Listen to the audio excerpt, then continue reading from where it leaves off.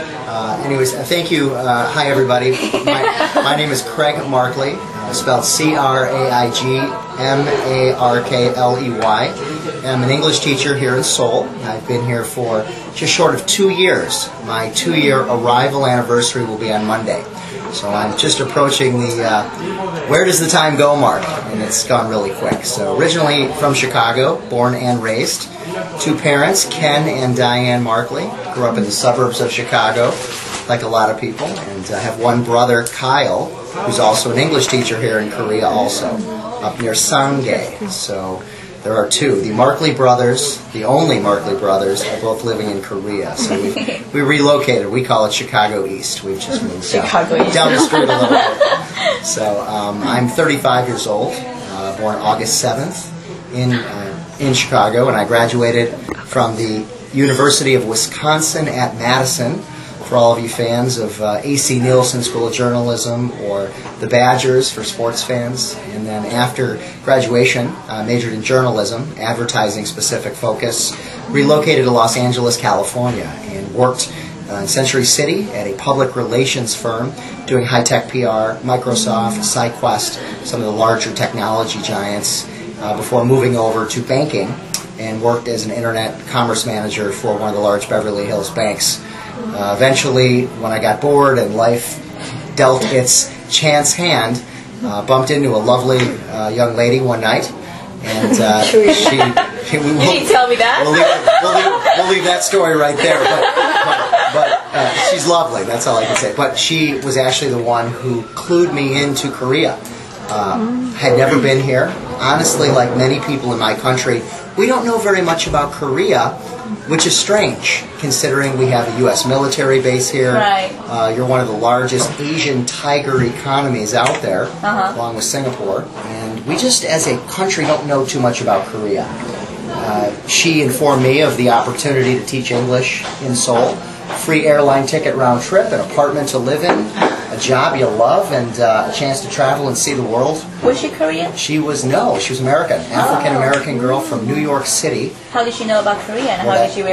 Good question. She was passing through L.A., which is where I met her. Thought she was a model or an actress, like many passing through L.A. And no, she just, kid like me, graduated college, was kind of bored, looking for something new. She had met a recruiter. The recruiter had kind of given her the spiel.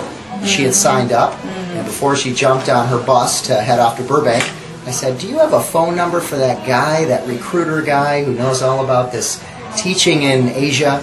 She said, "I do." And she flipped me the guy's number, and I called him 2 weeks later, and next thing you know, I met Carol, and next thing you know, I live in Korea. I've been at the same school since I arrived 2 years ago. Love it. I think of all the academies in Seoul, I thank God daily, literally, for where I wound up. I've heard horror stories, but not where we are. It's really the best school I could ever ask for. Yeah. Oh, great. Okay, maybe you can now tell us about the cultural background, the culture you're from. Sure. Maybe a little description of your culture. Sure, of course. I mean, America, stereotypically, but accurately, is the melting pot. Everybody is there. I grew up in a predominantly upper middle class white family, but I had a lot of exposure to other groups too. It was definitely, I would say, homogenous, that it was heavily white and upper middle class, but having that said, I met people from every background, black, Asian, Hispanic, and as I got older, with more and more frequency. As you're a kid in elementary school, pretty much everybody looks the same where I come from. But by the time you're 16, 17, there's people moving in all over the place. So I've always tried to culturally be very open-minded and embrace things that are different. Fortunately, my parents were open-minded people, good upbringing, but never closed-minded. Some people where I come from are a little bit stuck in their ways, and as they get older, that cement solidifies, and things that are different sometimes are scary. But fortunately, living in Chicago, which is a very multicultural city, you're exposed to everything. And so I would say from a cultural perspective, primarily English, studied Spanish for 8 years, so always had a Spanish flavor. Maybe when I looked in the mirror, I saw something a little bit more Latin American than stereotypical white America. And had a chance to travel throughout the states, see Arizona, California, heavy Hispanic communities, and of course going down to the city, got exposed to more African American cultures down there, and made friends from every group I could. Just a blessed childhood in every possible way. I see. Maybe you can move on to the next question? Sure. All right. What was your process of adapting to Korean culture? For example, was there anything that's confusing when you first arrived? Or how did you overcome if there was any difficulty? It's an excellent question. Like all cultures, you can evaluate it on different levels. The food, first of all, is very different. Of course, they have the standard McDonald's and Subways and corporate restaurants, but I really wasn't interested in going to those restaurants. So the challenge is when you walk into a restaurant, I'll start with food, and you see a menu and there's no pictures and it's all in Korean, and all it is a bunch of hangul and a price at the bottom. You don't know where to start, you don't know what to order, you don't know what you're doing. Fortunately, friends will take you and introduce you to some simple dishes. Kimbap was the first thing I had, followed by bibimbap and kimchi jjigae and dwaeji galbi and kalguksu, and these are just wonderful dishes. So from a food perspective, it's very different. It's delicious. It's much healthier than the American diet. When I lived in America, I was very fat. I was 100 kilos.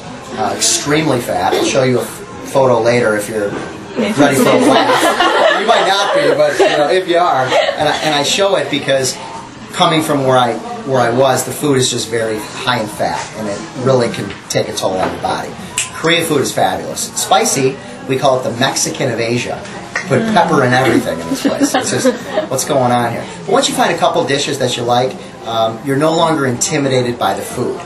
I spoke no Korean coming over. I had never had kimchi. I didn't even know how to say annyeonghaseyo. I knew nothing. So really, I was virgin to this culture. You need to make friends who will help you, take you under their wing, and give you some survival crash courses. The most intimidating part, though, has always, for me, been the subway system and the buses. We have that in America, but it's not as crowded. I mean, I just got off of that subway a minute ago. I mean, you thought they were selling tickets to that thing. I mean, it's packed to get on there. I mean, you'd figure Beyonce's playing in the other car. I mean, you're like the old sardine can. You are a sardine in a sardine can, and it's sometimes a little overwhelming. You're just not used to.